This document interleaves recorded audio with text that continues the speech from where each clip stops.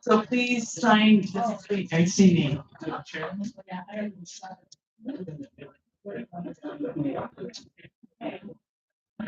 Thank you so much to Beverly, and that is her daughter, Kat.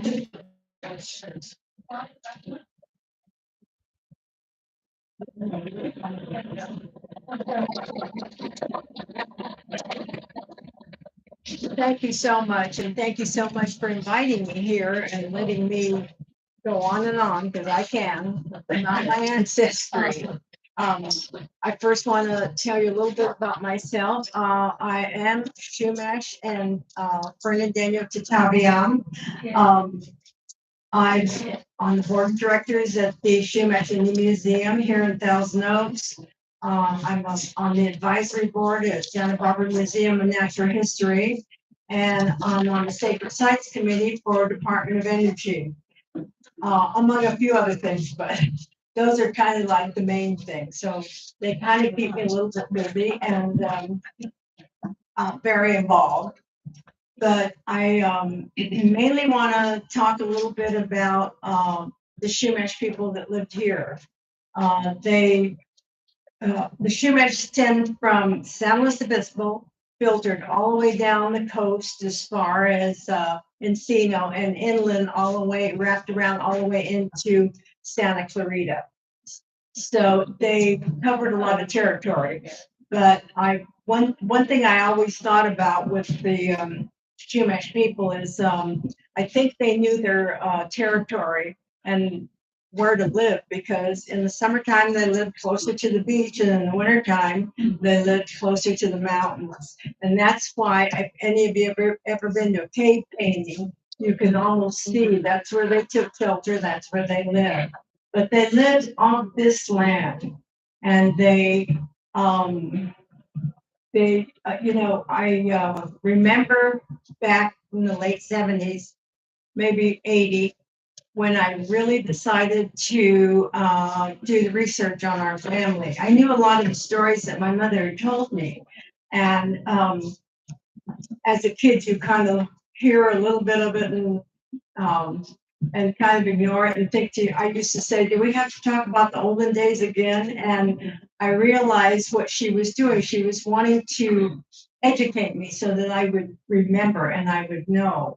And I think I know that now because I have grandchildren and I do the same thing. But a lot of the things she told me, some of them weren't that great. I remember her telling me about my grandfather, who was a product of the mission period. And the mission period wasn't the greatest to Native American people. He was 10 years old when my great grandparents' land was taken from them. And by the way, I got to tell you, that land was 460 acres of land, which is now Encino, California. And it was taken, and they were allowed to stay there and live there and die there.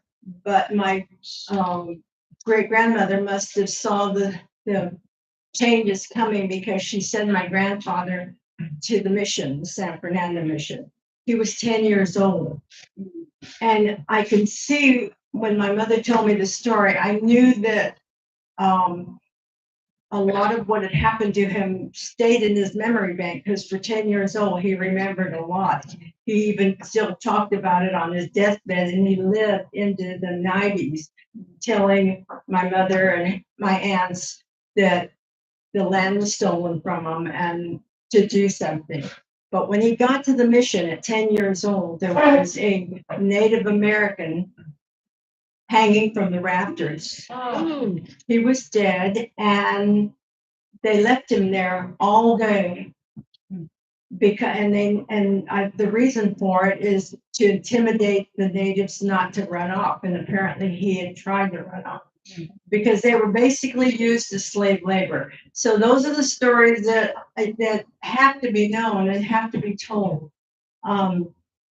It didn't get really great for the Native people for a lot of years. they were, abused. And then, of course, during the early years, if you remember, the movie industry didn't ever portray the natives as good people. They were always considered savages and scalping somebody.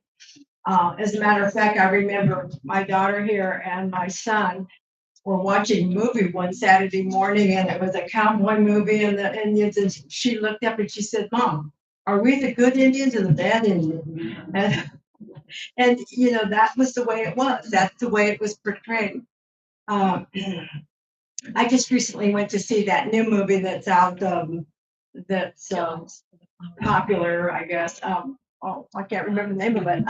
Killers of the Flower Moon. Yeah, yeah.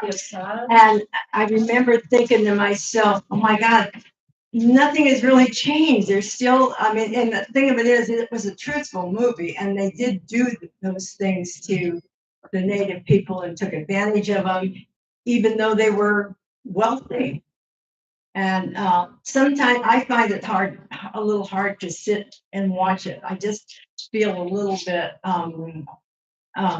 it makes me a little upset, but it's the truth, and I'm glad it's being shown. And yeah, anyway, our background goes a long way. My great grandfather was killed by a bear in the Lancaster Mountains, and there is a canyon named after him, Santiago Canyon. If you ever heading off that freeway, you'll see it. And Santiago Road. That was my great grandfather who was killed by a bear.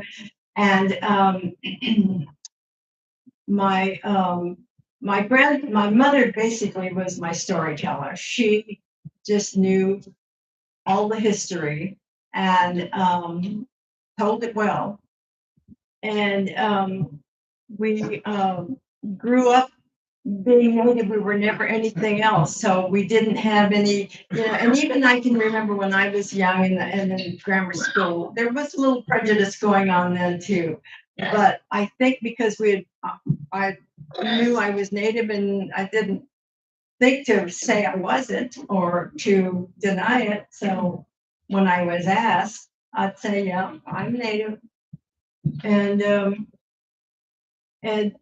things have changed since then. I've done an awful lot, and my children are very involved in their culture.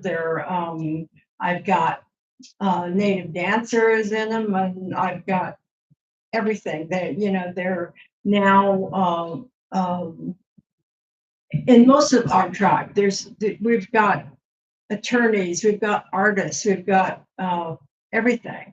So they're people, but they're people that never forget their heritage, and they know who they are, and they're very proud of it.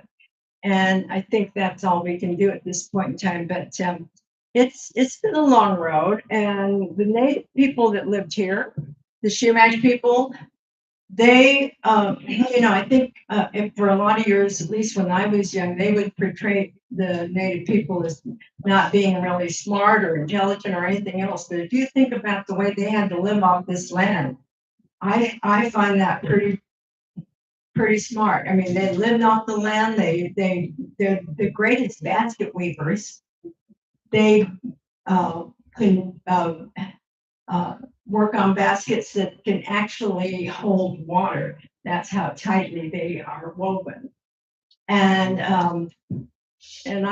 when I used to do my presentations for children, I don't do as many as I now, but I tell them, this was their farmers market, because they didn't have a Home Depot to go get a tool, or Gilson's to go get any of their fruit or vegetables. They lived off the land, and they had their stone and bone tools. And in Thousand Oaks, there was a lot of places for them to get that. I've done an awful lot of monitoring, because I do culture resource, and I've done a lot of monitoring in the Conejo Valley for with developers that have got places where they're going to build, and it it's kind of heartwarming. I mean, a little bit heartfelt when you think about the way it used to be, because before all the laws came in, which just hasn't been maybe in the last 10 years, a developer could go through a plot of land and they could dig up a complete burial site. And there would be remains, artifacts, everything, until we protested and laws were passed, and now they have to have a native monitor and an archaeologist on site when they do the development. I was I did the presentation for Gardens of the World when they did that development. I was on the Jan's Mall when they reconstructed that one. I've done quite a few, and in Camarillo, Ventura, Calabasas. I was on one side in Calabasas when I got the call. Apparently, there was an owner builder that had just decided to build a home on this plot of land. It was in the midst of a complete residential area, houses on each side and across the street. And at the last footing, they found remains. And the way it works is when you find remains, they have to call the coroner, and then they come out. They determine if they're native or if they're not. And these were native, and that was it was unbelievable, because you think, I thought back, okay, when I got the call to go there, I looked across the street and on each side, and I thought, I wonder if when those homes were built, if they didn't find a complete burial site. But at that time, the laws weren't in place, so they did the right thing. But it's still quite a process. I was the monitor on that, and I had to reintern them, which we knew we couldn't reintern. The rule of thumb is you try to reintern as close to the areas as they were found. These particular remains could not be reinterned there because they wouldn't have been safe. They would have been dug up. There were kids there waiting and listening, and so I had to reintern them in a different area. But to do that, I had to get the permission of the owner builder, because those basically are his remains. Then I had to go to the city of Calabasas, and then where I was going to reintern them was going to be in the county of in the Thousand Oaks area. So then I had to get permission from them. It's quite a process. So you can't just say, okay, these remains, I'm going to take them on, I'm going to reintern them and do the right thing. So we have to go through more rules than they had to when they were digging up our burial sites. But things are changing, and little by little it's changing. But and thank goodness for that. But I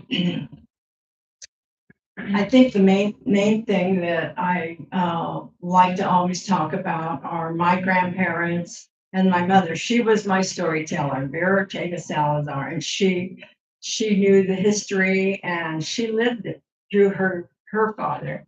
And when my grandfather died in 1941, his obituary read, he was disputed to be the last mission Indian, and it was considered a legal document at that time. We were put on the California judgment roll, and they used that because they knew in 1941 nobody would be saying they were native if they weren't.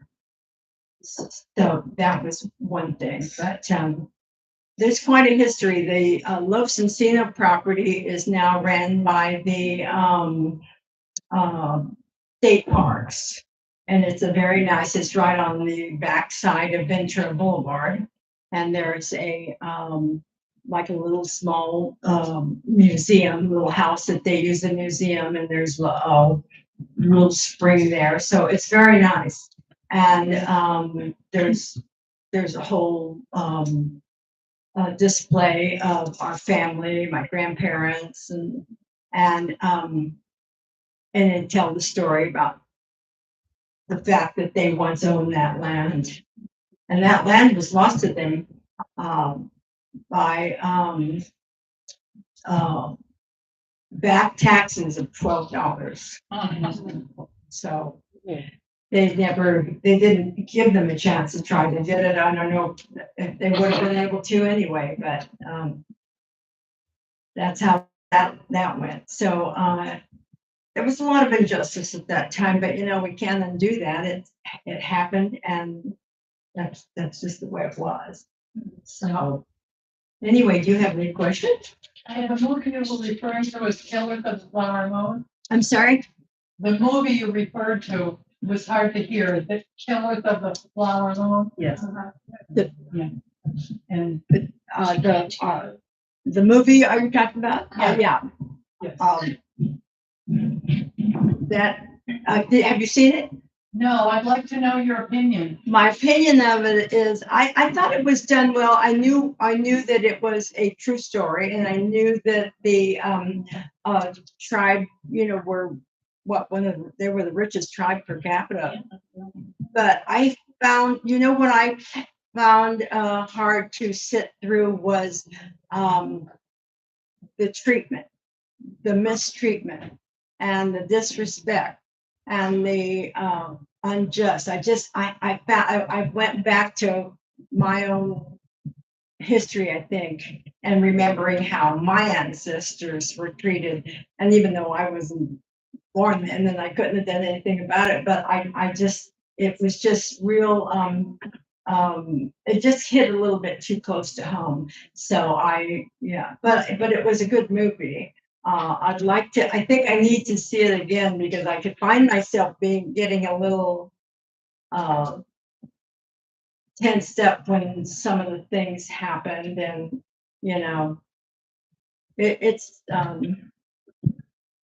there was a lot of mistreatment of the natives. There was a lot of unjust, and see, they still, even in that movie, but it wasn't. They didn't just portray them that way. This was the truth. They showed or made them look like they were ignorant and didn't have enough sense to say no, to have a drink, or to do this or do that. So I had a hard time with that, but it was a good movie. Yes. I recommend if anybody wants to see the movie, that's great. But the book itself, Killer of the Flower Moon, is on the New York Times bestseller list. The author, I believe, is David Graham, and he did a tremendous amount of research and went to live on the Osage tribal land in Oklahoma in order to gather all of this historical information. Right. So It was definitely a true story, read the book, because the book is the true story. That's what that's what somebody said. And it's from a different perspective. Yeah, read the book, and and we went to see the movie, and she said she read the book first and then went to see the movie. So that probably would have been the best. People understand the history better if you do. Yeah, I agree. Yeah. Well, on any book that's out there now about Native people, there's a lot of them, and a lot of them do tell the injustice of different times, but and it's really too bad, because they were peaceful people, and they were smart people and talented people. They lived off the land. They were great basket weavers. If you ever have a chance to go to the museum, we have some on display at the Chumash Museum, and those baskets. I mean, one year, quite a few years ago, we had the Basket Weavers Association come, and there were basket weavers from all tribes that were there. There were even basket weavers from Hawaii, and they just are such talented. I couldn't do that, but they just do beautiful work. And a lot of our baskets are in Europe, because a lot of them were taken when the Europeans came over and saw them, and they're taken. That's how they ended up in the museums in Europe. So yeah. I have a question. You talked about this house. Is that up in Ventura at the County Museum? Or is that at the Chumash Museum here in South Coast? The house. You talked about some small It's on Ventura Boulevard. Yeah, Betty Camarillo. Oh, it's Encino, it's not near. Oh, the Los Encinos Historical Park is where, where. Oh, Los like, Olivos. Yeah, it's not Los Olivos, it's Los Encinos Historical Park, and it's in Encino, California, right off of, what's that? I'm trying to think, I'm sure. Balboa. Yeah, it's right off of Balboa and the street, this side of Ventura Boulevard. And, Yeah, I yeah. didn't know about that. yeah, yeah, and it's open to the public. You can go visit there and, that, yeah, and, there's in the little house, there's some, information on our family and so, but that's where my great grandparents lived and, my great aunt and great great grandparents, they all were on that property because it was their land, but it was taken away. And that's the, they're not unique in that. A lot of Native American families can have similar stories where land was taken away. But, yes. Ms. Folks, do you remember a number of years ago, you were featured in the California Lutheran magazine? Yes. And your Remember, story was featured in the California Lutheran University magazine, and I have a copy of that at home. oh, I'm gonna run back. okay, all right, So, do you want to say that again? okay. Thank you for being here with us today. I want to tell you that at home, I have a copy of the CLU magazine from a number of years ago. You were featured in that and talked about some of the same things you're talking about today. We really thank you for being here today. There are stories to be told. Yeah, there are. Yeah. You reminded me of something. Was at the soccer field here in Thousand Oaks, and my granddaughter was on her soccer practice. And one of the moms came up and said, I saw your picture in the CLU magazine. I said, what picture? I didn't know that it was in there. And I said, oh my gosh, I'm going to go home and call. I knew the teacher over there, and I called and I said, send me a picture. Send me a copy of that book. I didn't even know I was in there. And apparently, I think they had taken it. I'm trying to think they had taken it at the Malibu Powwow, which I'm involved with. And by the way, we have that Malibu Powwow every year, April first weekend. First weekend in April, and it's really a nice powwow. Our family is real involved in it, and what's good about powwows, it brings all our brothers and sisters, all our Native brothers and sisters, and it builds camaraderie among all of us. So, which is good. And so it's a 2-day event in a beautiful area right across from Pepperdine. So anyway, that's and then we have, I'm sorry, was there something? She had a question. Okay. Yeah, it's more of an anthropological question. I was wondering how far the Chumash traveled to, and did they trade with tribes outside of the Chumash, and how far they traveled and what they traded with?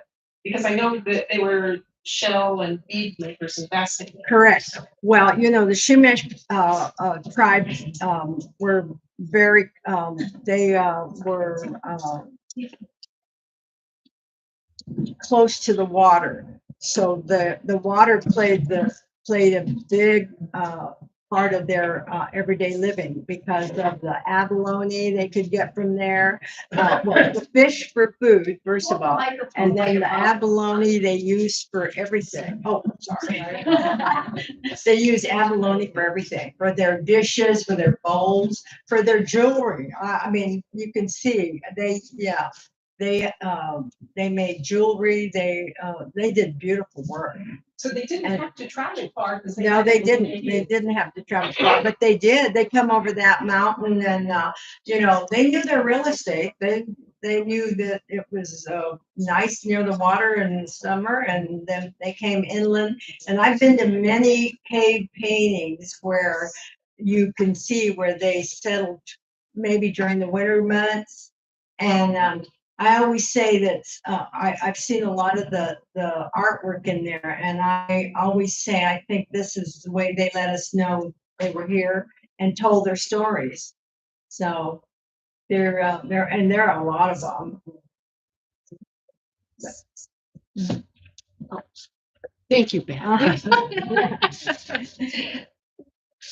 I love linguistics, and often you can see intertribal, their immigration, just as the Hopi Indians in northern Arizona, their language stems from the Nahuatl family, just as the Aztecs spoke Nahuatl. So I wanted to look up with the family of Chumash and it's Hokan. And they can show on a map, there's an immigration going all the way down to Nicaragua.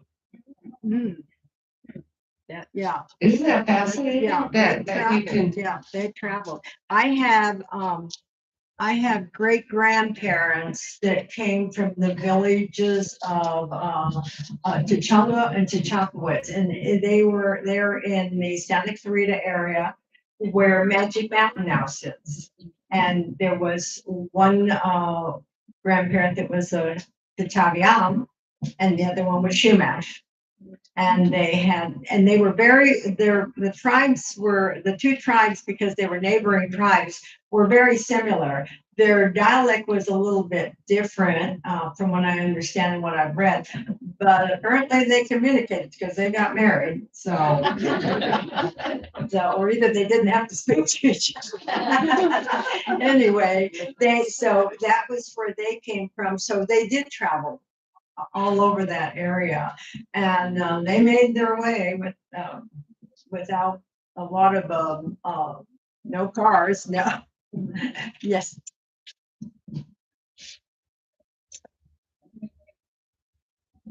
Can you still tell the story of the Rainbow Bridge?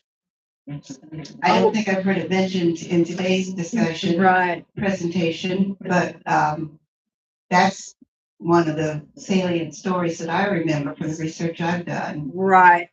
Yeah, the children all like the stories of the Rainbow Bridge, and of course we've kind of modernized it a little bit because we've said when it got too busy over in the island and the move, and too many children, we would tell the kid it's like any other, like when your mom has all you kids at home or friends and she wants to have you go outside and play. Well, that's what they did there. They said, okay, go across the Rainbow Bridge and go over to the mainland. And that's how they fell off the Rainbow Bridge and came in the dolphins. That's why we call the dolphins our brothers and sisters of the sea. And I remember one year we went over to the island for a crossing with the canoe group, and we were on island packers.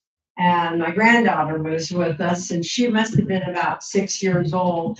And a whole school of dolphins came up beside us and almost followed us all the way into the island. And she was so excited. And I said, well, of course, they came to greet us. They're your brothers and sisters of the sea. And for a long time, she would say, they're our brothers and sisters of the sea. So, yeah, there's a lot of stories of dolphins and the Rainbow Bridge. That's a great story for children.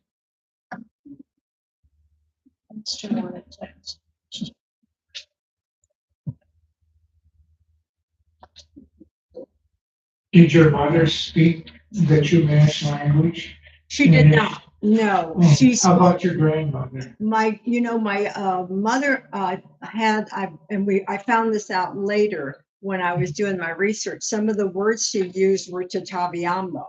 And my grandfather was interviewed by John P. Harrington, who did a lot of interviews back in the, oh gosh, what?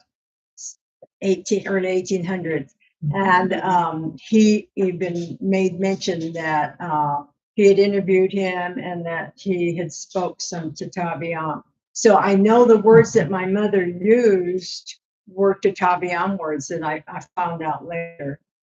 So, but Do you remember your grandfather speaking to you in Catawba? I don't. I was, when by the time my grandfather passed, I was just, I think, 2 years old, 2 or 3 years old. Yeah, no, I don't remember him at all. Excuse me, did the Chumash live on the islands part of the year? You know, they didn't, some of them lived on the islands, but a lot of them lived here. And you know this because there was so many evidence of it in the caves and from some of the handicraft that they did, you could tell. But because they did the basket weaving and the jewelry, you know, with the abalone, they used a lot of abalone. But so they lived in this general area. That's why they were so many different village sites. But, yes. Is this book available at the Chumash Museum? Yes, I bought it there. Yeah. Oh, and also the book on that table, Bad Indian, it is such a good book. That Indians? Indians? Yeah. Yeah. And it's written by Deborah A. Miranda. and her father was a Esalen. Well, anyway, it's just a whole interesting book, and that was at the Chumash Museum too. And I would like to put a plug in for the museum. The what? A plug in. So, you know, if you really want to do something, I would go to the museum. It's a very peaceful place and buy a membership. And look at the museum at the books there. Thank you. Talk about the place. And you can also go back to the village side. We have a replica of a Chumash village with the huts, which are called ops in Chumash, and it's very nice. I mean, we do school programs. That's basically what keeps the doors open is our school programs, and because we are under Conejo Parks and Rec. But we are completely on our own when it comes to keeping the doors open. So, but we do, it's become very popular. We have different events there. And we have the Christmas boutique, which I think, you had mentioned it. So that just keeps growing and growing every year, I think. It's December 9th. at the museum. At the museum. Mm-hmm. Will there be a friendship circle dance? The what? Do you have a friendship circle dance? You know what? We are going to have, Alyssa, from what I understand, we're going to have dancers this time. And before it's just been, when we started, was just a boutique and vendors. And a lot of people came to do Christmas shopping, which was kind of nice. But we're going to have, from what I understand, hopefully singers and dancers this time. So it'll be a little bit, nicer.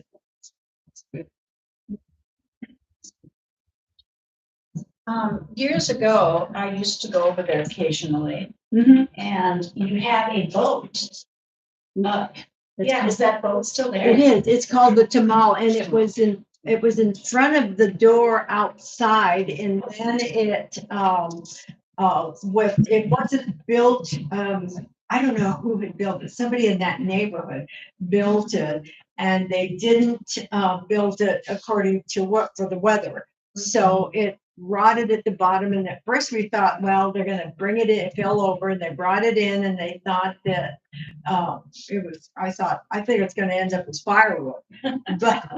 but they started working on it, and they reinforced it, and now it's inside the museum, and it's really nice, and that's called the Tamal. Yeah, that's the Chumash word for canoe. Yeah. But the people that built it were not Chumash, they No, just lived in no. the area. They just lived in the area and they just wanted to do something, which was nice. It lasted a long time. It really did. Yeah. It just did after wear and tear and rain and wind and everything else. It just rotted out. So, but it's nice, yeah. Yes. My question is, I don't need the mic, I don't think I need the mic. Okay. My question is on the cave paintings, because I have been to several of them. Were they done for religious ceremony or did shamans go and do them for a specific reason, or do you know? The cave painting. The cave painting? Yeah. Picture. Well, a lot of the cave paintings are, we can see that they lived in there for a while, probably during the bad weather or rain or whatever. And some of the symbols represent different things. So it can represent the sun and the rain and even the animals that they saw. So it tells us when they started to see four-legged animals or anything, because way back then there wasn't a lot yet. So yeah, you just kind of have to try to figure it out, but I think you can tell. And some of those colors that they've used are still just as vivid as the day they painted. So they use I think they use charcoal for black and diatomaceous earth for white, and then they made their red, because those are the colors, main colors, that they used. So Are these cave paintings in the Ventura County? Where are the cave paintings? where are they? Well, a lot of them are just all over. I mean, they're painted cave up in Santa Barbara heading towards Solvang. And of course, you can't really get into it. It's got a big gate in front of it. And then there's a lot of them up in Cayama. There's some out at Santa Susana, where which is where my great grandfather was from, the Tapo Canyon area. There's quite a few on that site. And then there's some out in Santa Clarita. They're just spread all over. But to go in on is just, it's just a feeling that you just can't believe. It just, you feel their presence, you feel everything. I do anyway. They're beautiful. So, but you have to be careful because we're going to go into one we're on a tour up at Santa Susana Field Lab, and we were going to go in one, and there was a big old snake, and they said, I think we better wait until that snake leaves. So we never went back in it, but they've taken residency on it. Yeah. When the center first opened, I remember having tours and going down the main road. We were taken to a birthing cave. Oh, okay, yes. And the glyphs were so bright. And I can remember my husband and I going in there because you could only fit so many people at a time. Correct. And we would sit in there and just imagine thousands of years ago. Yeah. A woman giving birth in there and looking out through because the cave is rather shallow and low. Right. And it was just incredible. Yeah. Do you still have tours out there? We have tours out to the village side. Have you ever been to the village side? It's a replica of a Chumash village. It's got like 3 ops out there and benches and everything. But with the Woolsey fire, the Woolsey fire came all the way up to the back door. Yeah. So we lost the there were stairs going up to that. So that's all gone. And I don't know if they'll ever be able to get it, secured again or not. So, but yeah, I remember that caves. Spectacular. It was really nice, yeah. So, Do you try to use the language that your parents didn't really have, the Chumash, whatever the Chumash language would be?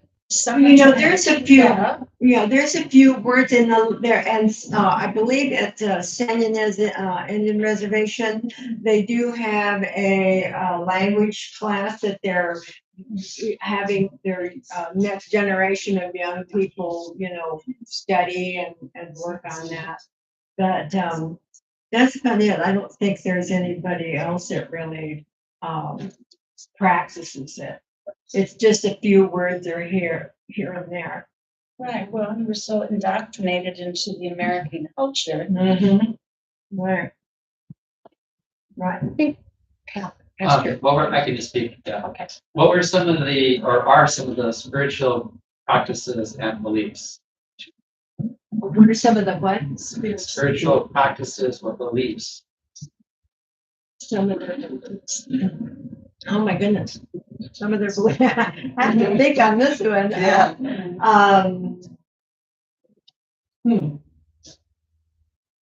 I'm trying to think,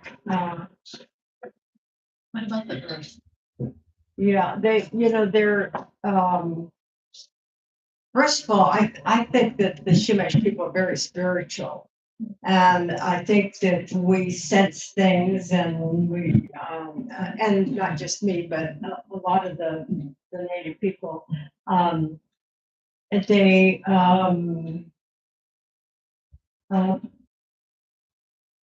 they're very into the earth, if they see a bird go by, if they see a crow go by, it means something, and I know we do it even ourselves, yeah, and it's just something that happens. I mean, why, I don't know, but we just do. So I think their beliefs are very strong. They're spiritual people, a lot of them, especially I'm very close to the San Ynez Indian Reservation people and the elders, and they just do so many great things out there.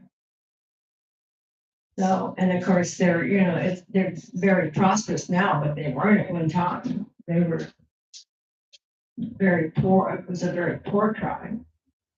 So, Do the clans have their something that represents themselves, whether it's an animal?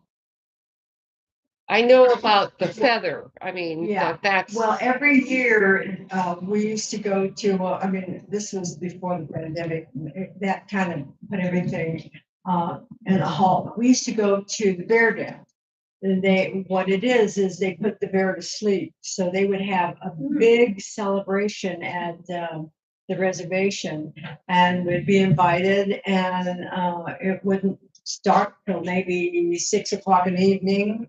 And then they would have the bear, and they would bring the bear in, and there's a whole group of men that dress as bears. It's very impressive. And then they do a complete ritual, and you're in there with them, and they'll bring you out. And then what they do is at the end, they'll say, now it's time to put the bear to sleep. And then they put the bear to sleep for a whole winter. And then they'll bring it out the next, and then when they bring it out, it's quite a procedure, because they have them away from everybody else that's been invited, and you have to be invited to it. And they'll have them there, and they're doing a cleansing and a sweat and all kinds of stuff. And then they come out at about 6 p.m, and they're all dressed in their bear, and it's beautiful. It is the most beautiful thing. It's spiritual. You can't help but feel it. So the very first time I went to one, it was just very impressive. So they do, they're spiritual people. In fact, we just recently lost our spiritual leader up at San Ynez Indian Reservation. She just passed away. This is kind of off the track, but do you know who Dennis King is? Dennis who? King, Dennis King? K-I-N-G. King. He used to work with Chumash. He's a, like an archaeologist. Okay, He had a lot of friends that were yeah. Chumash. The name sounds familiar. I can't place him though. He'd be in his early 80s. Yeah. Yeah, we probably crossed paths because if he's an archaeologist, 'cause, Right. yeah. Right.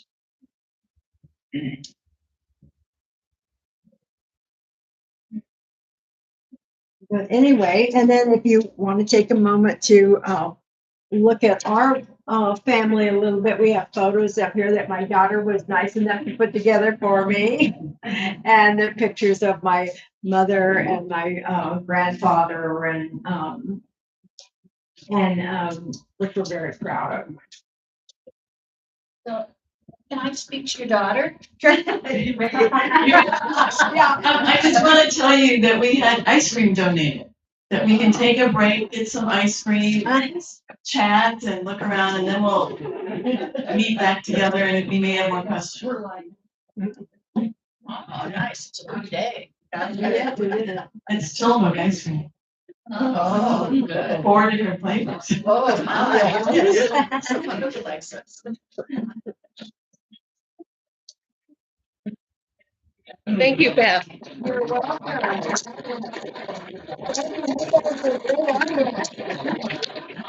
But anyway, yeah, these are just photos